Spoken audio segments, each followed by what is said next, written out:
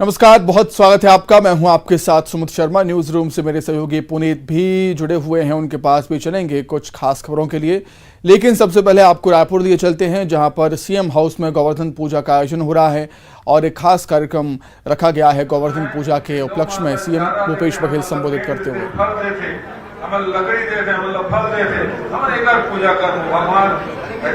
भगवान नाराज होते, खूब वर्षा होते, भगवान की शपथ छीनी अर्थी ने गोवर्धन पर्वत उठा के इंद्र के गुरु लोग घमंड तोड़े के काम करे और इंद्र भगवान के हम लोग पूजा सब गोप ग्वाल है, जितना भी गौ माता है, गौ से सब लोग बचाए के काम भगवान करे। आज वही रस्म चलते हुए हमारे छत्तीसगढ़ सरकार भी गौ माता की सेवा करते हुए, भैंस वंशी हो चाहे गाय वंशी हो, सबके सेवा करे काम हमारे सरकार तरह से गौ पालक मन के भी और गौ सेवक मन के भी उनको मन का अर्थव्यवस्था सुधरे, ये दिशा में हमारी सरकार काम करत है। तो आज आप सब दीपावली के बहुत बहुत बधाई, शुभकामना।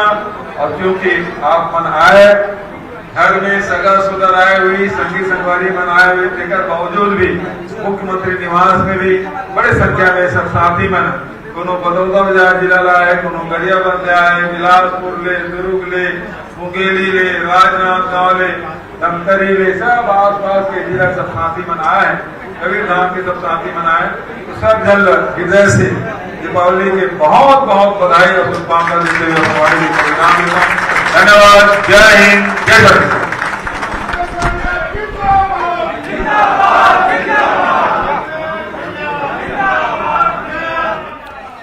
तो सीएम भूपेश बघेल ने प्रदेशवासियों को दीपावली की शुभकामनाएं दी हैं, गोवर्धन पूजा की शुभकामनाएं दी हैं और उनका कहना है कि प्रदेश की खुशहाली और समृद्धि के लिए गोवर्धन पूजा पूरे देश में, प्रदेश में की जा रही है। और पारंपरिक लोक नृत्य का आयोजन भी इससे पहले किया गया था। सीएम भूपेश बघेल भी उसका हिस्सा बने थे। राउत नाचा में हिस्सा सीएम भूपेश बघेल ने लिया था।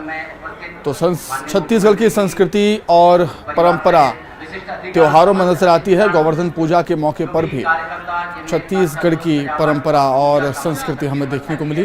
पारंपरिक लोक नृत्य का आयोजन राउत नाचा में हमें देखने को मिला। सीएम भूपेश बघेल भी शामिल हुए थे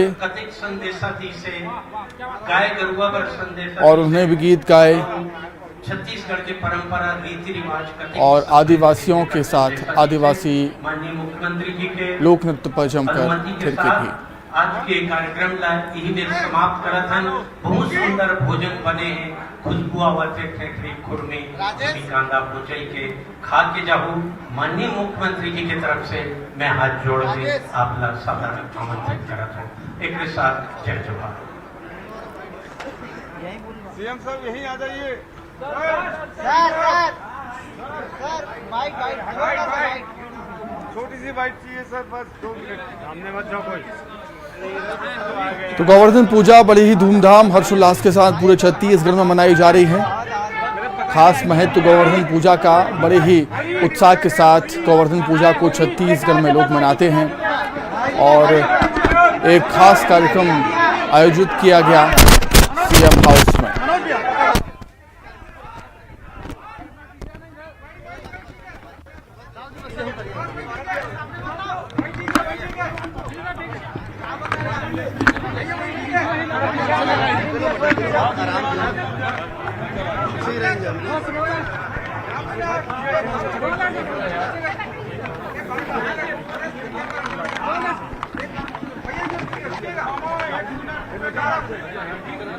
दीपावली के दिन लक्ष्मी पूजा के साथ गौरव गौरी पूजा का भी हमारे छत्तीसगढ़ में परंपरा, और उसके बाद आज गोवर्धन पूजा, इसमें गौ माता को जहां सोहे भी बांधते हैं और साथ ही साथ खिचड़ी भी खिलाते हैं। नए फसल के साथ खिचड़ी बनता है, जिसमें जिमीकंद भी रहता है, कुमड़ा भी रहता है, पेठा भी रहता है। वो सब की खिचड़ी बना के गौवंश हो चाहे भैंस वंश हो सबको खिलाते हैं, प्रसाद के रूप में हम सब ग्रहण करते हैं। और उसके साथ साथ सुवन नृत्य है, राउत नाचा है, तो बहुत सारे परंपराएं हैं जिसके माध्यम से ये त्यौहार हम छत्तीसगढ़ में मनाते हैं। कल भाई दूज है, अन्नकूट है, उनका अपना महत्व कल वो भी है। तो लगातार छत्तीसगढ़ क्या पूरे देश में दीपावली का ही माहौल है। सबके यहाँ खुशियाँ, मिठाई भी बनाए हैं, गुजिया भी है, खिचड़ी कुर्मी भी है, सभी प्रकार के पकवान बने हुए हैं। सभी मित्रों के यहाँ जाते हैं, परिवार के यहाँ जाते हैं और सब खुशियाँ बांटते हैं। तो ये त्यौहार खुशियाँ बांटने का त्यौहार, तो सबको मैं बधाई और शुभकामना देता हूँ। सर एक चीज देखा गया है सर कि अब बीजेपी के नेता भी राउत नाचा कर रहे हैं, सोटा खा रहे हैं। छत्तीसगढ़ की परंपरा, हमारी जो संस्कृति है उससे जुड़ना ही होगा। और 15 साल तक उनको मौका मिला था, इनको न सहेजने का काम किया, न उस परंपरा को जीने की कोशिश की, न उसमें कभी सम्मिलित हुए, न बढ़ावा देने का प्रयास किया। लेकिन हमारी सरकार बनने के बाद जो छत्तीसगढ़ की कला है, संस्कृति है, तीज त्योहार है, परंपराएं हैं, उसके साथ हम लोग सब मना रहे हैं। खुशियाँ और भी कई गुना बढ़ जाता है। ये धान खरीदी शुरू होने वाली है 1 नवंबर से। बीजेपी का कहना है अब तक कोई व्यवस्था नहीं करी है सरकार ने। अब उसकी चिंता वो न करें। हमको जनता ने हमको जिम्मेदारी दी है, किसानों ने कांग्रेस को जिम्मेदारी दी, तो हम उसकी चिंता कर लें, वो अपनी चिंता करें। मुख्यमंत्री केजरीवाल ने प्रेस कॉन्फ्रेंस की है और महात्मा गांधी जी के साथ गणेश, अब उसके बारे में कोई टिप्पणी नहीं करूंगा। वो केवल राजनीति करने के लिए वो करते हैं। वो भारतीय जनता पार्टी की बी टीम है, उसके बारे में कुछ बोलना मतलब समय बर्बादी करना। हाँ जी, हिमाचल प्रदेश चुनाव के लिए स्टार बड़ी जिम्मेदारी मिली है। पार्टी लगातार विश्वास व्यक्त कर रही है। मैं किन शब्दों के साथ आभार व्यक्त करूं, एक जिम्मेदारी और मिली है। वहां भी इस समय हिमाचल में परिवर्तन की लहर चल रही है और मुझे पूरा विश्वास है 8 तारीख को जब काउंटिंग होगा, कांग्रेस बड़ी पार्टी और स्पष्ट बहुमत के साथ जीत के आएगी। सर, CWC मेंबर और सभी प्रदेश प्रभारियों से इस्तीफा मांग लिया गया है, दुनिया से भी मांगा गया है। देखिए, ये तो व्यवस्था है। जब अध्यक्ष चुना जाता है उसके बाद कार्यकारिणी अपने आप भंग हो जाती है, तो वो एक प्रक्रिया है जिसके तहत ये किया गया है। अब जब नई कार्यकारिणी बनेगी, नए CWC के चयन हो जाएगा, तो जब तक के प्रभार नहीं दिया जाएगा तब तक के फिर यही टीम काम करती रहती है। वो व्यवस्था है। तो क्या माना जाए कि नए प्रभारी मिल सकते हैं छत्तीसगढ़? मैं इसके मामले में तो राष्ट्रीय अध्यक्ष ही कह सकते हैं, क्योंकि केवल छत्तीसगढ़ की बात नहीं है। ये पूरे जो वर्किंग कमेटी है और जो पदाधिकारी हैं, सबका इस्तीफा हो जाए, अपने आप कमेटियां भंग हो जाती है। अध्यक्ष फिर नए कार्यकारिणी गठन करते हैं। धन्यवाद। भिंड से बड़ी खबर है, किसान की गोली मारकर हत्या कर दी गई। खेत पर 6 लोगों ने घेर कर किसान पर हमला किया था। हमलावर फरार है। मौके पर पुलिस पहुंची है। आक्रोशित परिजन ने अस्पताल में जमकर हंगामा किया। जमीन खरीदी और बाकी पैसों को लेकर विवाद था, ये बताया जाता है। जिला अस्पताल में तनाव का माहौल है। ज्यादा जानकारी के लिए हम बातचीत करेंगे। संवाददाता अनिल शर्मा जुड़ गए हैं फोन पर। अनिल, क्या कुछ और जानकारी आपके पास? जी बता दूं, ये दोपहर पूरा मामला 12:30-1 बजे के बीच का है। ये दो कल्याण शर्मा अपने खेत पर सरसों की बोवनी करने गए हुए थे। उसी समय 1 दर्जन से लगभग लोग कार से सवार होकर आए। 2-3 कारों में उन्होंने एकदम गोलीबारी शुरू कर दी। जब तक कल्याण शर्मा कुछ समझ पाते तब तक उनकी 2 गोलियों लगने से मौत हो गई है। उनको तत्काल जिला चिकित्सालय लाया गया, जहाँ डॉक्टर ने मृत घोषित कर दिया है। गांव में पुलिस तैनात कर दी गई है और जो अस्पताल में है पुलिस अधिकारी पूरे मामले की जांच कर रहे हैं। बताया गया है कल्याण शर्मा ने 2010 में एक शर्मा व्यक्ति से जमीन खरीदी थी। उस शर्मा व्यक्ति के पिता का मर्डर हुआ था किसी मुस्लिम विवाद को लेकर। उस विवाद के बाद परिवार को गाँव छोड़कर ग्वालियर रहने लगा था, जिसका कुछ लेन देन भी बकाया। तो उसी लेन देन के पीछे कुछ 2 दिन पूर्व पंचायत भी थाना कूप में हुई है, लेकिन उसके बाद समाधान नहीं हुआ और आज ये दिन में गोलीबारी हुई और हत्या कर दी गई। ठीक है अनिल, बहुत धन्यवाद आपका जुड़ने के लिए। इंदौर से बड़ी खबर, गौतमपुरा में हिंगोट युद्ध में आमने सामने होंगे योद्धा। एक दूसरे पर फेंके जाएंगे अग्नि बाण। कई सालों पुरानी परंपरा है और इसी परंपरा के तहत होता है हिंगोट युद्ध। युद्ध से पहले तैयारियां पूरी हैं। पुलिस के बड़े अधिकारियों ने निरीक्षण भी कर लिया। धीरे धीरे ग्रामीणों का भी पहुंचना शुरू हो गया है और इस परंपरा में नहीं होती है किसी की भी जीत हार। तुर्रा और कलंगी दोनों दल आमने सामने होते हैं। युद्ध स्थल पर दर्शकों के जाने पर प्रतिबंध रहता है। आसपास के इलाके को जाली लगाकर सुरक्षित कर दिया जाता है। कुछ देर बाद ही हिंगोट शुरू होगा और हिंगोट में बढ़ चढ़कर हिस्सा लेते हैं ग्रामीण।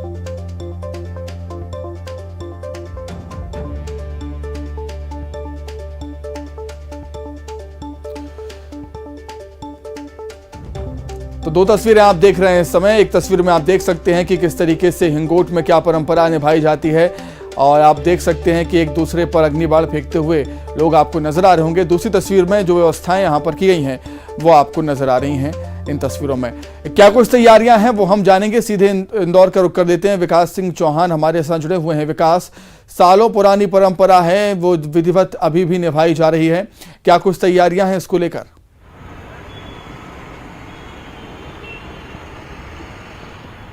बिल्कुल सुमित, ये हिंगोट युद्ध अब से कुछ देर बाद शुरू होगा और उसको लेकर ग्रामीण जो है वो बेहद उत्साह में नजर आ रहे हैं। पूरी तैयारियां पूरी ग्रामीणों की तरफ से कर ली गई है। इसके साथ साथ प्रशासन ने भी जो इंतजाम थे वो पूरे कर लिए। हालांकि जानकारी है कि कई सौ साल पुराना ये हिंगोट युद्ध होता आ रहा है। गौतमपुरा गांव के ही जो दो सेनाएं हैं जिसमें एक कलंगी और एक तुर्रा दोनों आमने सामने होती है। दोनों एक दूसरे पर हिंगोट नामक अग्निबाण जो है वो एक दूसरे पर बरसाते हैं, एक दूसरे पर फेंकते हैं।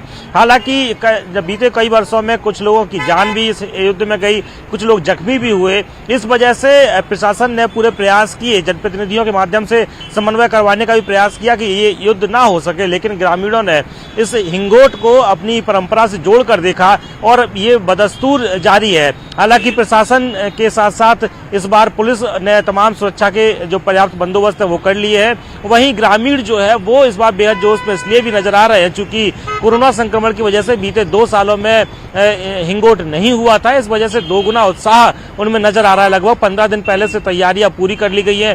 हिंगोनिया नामक जो वृक्ष है उस वृक्ष पर लगने वाले फल से ग्रामीण जो है वो हिंगोट तैयार करते हैं और एक दूसरे की सेना पर उससे हमला करते हैं। बड़ी हैरत की बात है सुमित की जब दोनों टीम एक दूसरे पर हमला करती है तो उसमें कोई युद्ध या कोई दुश्मनी जैसा कुछ नहीं होता, बल्कि भाईचारे के प्रतीक के तौर पर इस युद्ध को किया जाता है। हालांकि युद्ध शुरू होने से पहले मंदिर में दोनों टीमें पहुंचती हैं, दोनों ही दल एक दूसरे के योद्धाओं से गले मिलते हैं और उसके बाद जब युद्ध खत्म होता है तब फिर एक बार गले मिलते हैं, उसके बाद युद्ध की समाप्ति होती है। हालांकि भाईचारे के प्रतीक के तौर पर इस हिंगोट को देखा जाता है और आज भी कुछ ऐसा ही देखने को मिलेगा। आपसे कुछ देर बाद ये हिंगोट शुरू होगा। बहरहाल दर्शकों के लिए पर्याप्त इंतजाम किए गए हैं कि उन्हें नाम हिंगोट युद्ध है लेकिन युद्ध जैसा कुछ होता नहीं है। परंपरा है, परंपरा निभाई जाती है। विकास, बहुत शुक्रिया आपका जुड़ने के लिए और तमाम बातचीत के लिए। आगे बढ़ते हैं। भोपाल में न्यूज 18 खबर का बड़ा असर हुआ। बैरागढ़ थाने से एएसआई लवकुश पांडे को हटा दिया गया है। लवकुश पांडे को डीसीपी कार्यालय अटैच कर दिया गया। थाने में ड्यूटी के दौरान फरियादी के खिलाफ दर्ज की थी मारपीट की झूठी एफआईआर। लवकुश पांडे ने फरियादी और उनके भतीजे को जान से मारने की धमकी भी दी थी। डीसीपी विजय खत्री ने लवकुश पांडे के अटैचमेंट की कार्रवाई की पुष्टि कर दी है। लवकुश पांडे के खिलाफ अभी भी जांच जारी है, खत्री का ऐसा कहना, और जांच रिपोर्ट के आधार पर विभागीय कार्रवाई की जाएगी। न्यूज 18 ने इस खबर को प्रमुखता से दिखाया था। तो जानकारी के लिए हम सीधे रुख करेंगे भोपाल का। मनोज राठौर जुड़ गए हैं। मनोज, प्रमुखता से खबर न्यूज 18 ने दिखाई और उसके बाद अब संज्ञान भी लिया गया इस खबर पर।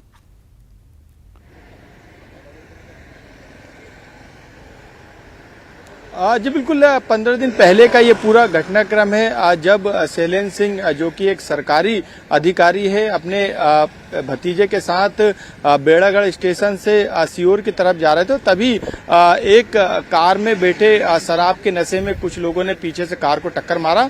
उन्होंने मदद के लिए 100 डायल भी लगाया, टीआई को भी फोन लगाया। उसके बाद उनकी मदद भी हुई, लेकिन थाने में जो ड्यूटी ऑफिसर थे जो तैनात थे वहां पे जिनकी जिम्मेदारी थी एफआईआर दर्ज करने की, एएसआई लवकुश पांडे, उन्होंने फरियादी के साथ आरोपी जैसा व्यवहार किया। यही कारण था कि उन्होंने एक वीडियो भी मारते हुए जो है लवकुश पांडे का बनाया और आरोप लगाया कि उनके भतीजे को जो कि फरियादी थे उन्हें लॉकअप में बंद कर दिया और जो आरोपी थे उन्हें थाने के बाहर खड़े करके उनकी सुनी और एक झूठी एफआईआर उल्टी मारपीट की उनके खिलाफ ही दर्ज कर ली। इस पूरे मामले में पुलिस कमिश्नर मकरंद देउस्कर ने संज्ञान लिया और इस पूरे मामले की जांच भी हुई और जांच अभी जारी। और यही कारण है कि प्राथमिक तौर पे जो बात निकल के सामने आई है उसमें गलती बताई जा रही है, व्यवहार ठीक नहीं था, अभद्र व्यवहार जो है एक फरियादी के साथ, एक पीड़ित के साथ लवकुश पांडे ने किया था। यही कारण है कि इस पूरे मामले में प्राथमिक कार्रवाई करते हुए थाने से, बेड़ागढ़ थाने से इन्हें हटाने का काम किया है। डीसीपी कार्यालय में अटैच इन्हें कर दिया गया है। हालांकि अभी भी जो मामले की जांच है वो एसीबी रैंक के अधिकारी इस पूरे मामले में कर रहे हैं। जो फरियादी थे उनके भी बयान दर्ज हुए हैं, थाना स्टाफ के भी बयान दर्ज हुए। ऐसे में बताया जा रहा है कि जब ये पूरी रिपोर्ट सामने आएगी तो संभवतः इस पूरे मामले में विभागीय कार्रवाई भी की जा सकती है, क्योंकि मामला काफी गंभीर है। पुलिस कमिश्नर सिस्टम में यदि थाने के अंदर झूठी एफआईआर दर्ज की जाती है और फरियादी के साथ आरोपी जैसा व्यवहार किया जाता है तो पुलिस कमिश्नर सिस्टम पे कहीं ना कहीं सवाल खड़े होते हैं। ऐसे में इस पूरे मामले को अधिकारियों ने गंभीरता से लिया।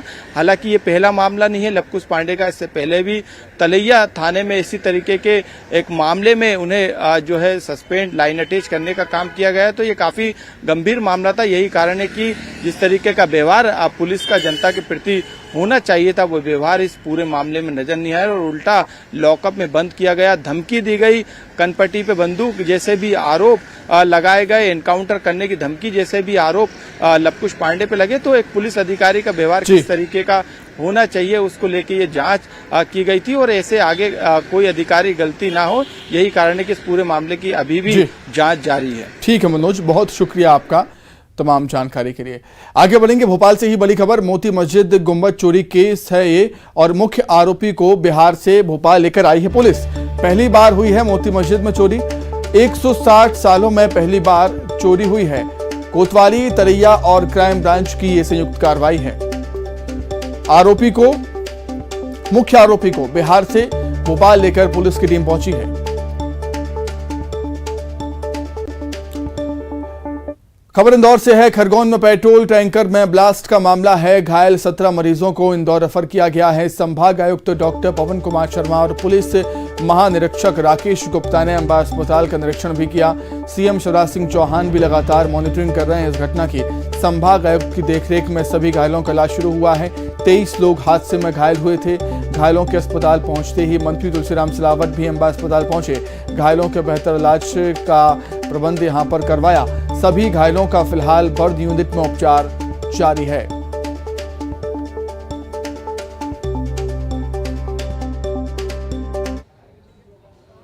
और चलिए बढ़ते हैं आगे। तो आज पड़वा है यानी गोवर्धन पूजा का दिन है और इस मौके पर प्रदेश के मुख्यमंत्री शिवराज सिंह चौहान ने न केवल गोवर्धन पूजा की बल्कि पर्यावरण संरक्षण का संदेश भी दिया गया उनके द्वारा। मिशन पर्यावरण का संकल्प लेकर आज उन्होंने पर्यावरण विदों के साथ गोवर्धन पूजा की और संदेश दिया। राज्य स्तरीय कार्यक्रम का आयोजन कुशाभाऊ ठाकरे कन्वेंशन सेंटर में किया गया।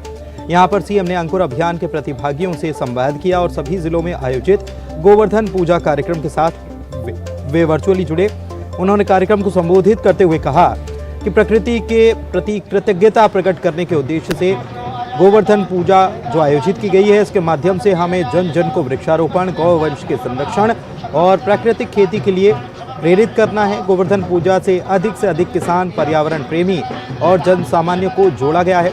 जलवायु परिवर्तन और ग्लोबल वार्मिंग के संकट और प्रभावों को देखते हुए गोवर्धन पूजा अधिक प्रासंगिक हो गई है। आपको बता दें कि पीएम मोदी के मिशन लाइफ से जोड़कर गोवर्धन पूजा का पर्व मनाया जा रहा है। 30 अक्टूबर को पीएम मोदी ने मिशन लाइफ के लिए आह्वान किया था।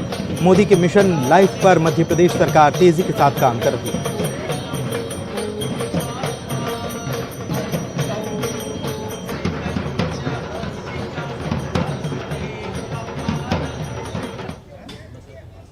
और प्रदेश के पूर्व मंत्री जयभान सिंह पवैया की बात करते हैं, जिन्होंने आज गोवर्धन पूजा का पर्व जो है वो अपने निवास पर ही मनाया और इस मौके पर उन्होंने अपने घर पर ही आयोजन किया था पूजा का। इस आयोजन में प्रदेश के पूर्व राज्यपाल कप्तान सिंह सोलंकी, राज्य मंत्री भारत सिंह कुशवाहा, पूर्व सांसद प्रभा झा समेत कई दिग्गज बीजेपी नेता शामिल हुए। बीते 8 सालों से जयभान सिंह पवैया गोवर्धन पूजा का आयोजन अपने घर पर इसी तरह से करते आ रहे हैं।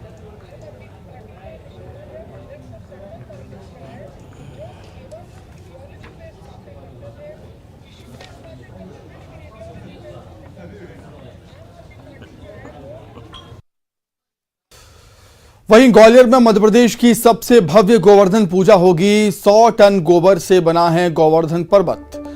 मध्य प्रदेश की सबसे बड़ी गौशाला में गोवर्धन पूजा होगी। मध्य प्रदेश की जो कि सबसे भव्य पूजा होगी। लाल टिपारा गौशाला में एमपी की सबसे बड़ी गोवर्धन पूजा होगी। 100 टन गोबर से 15 फीट ऊंचा गोवर्धन पर्वत का निर्माण यहां पर किया गया।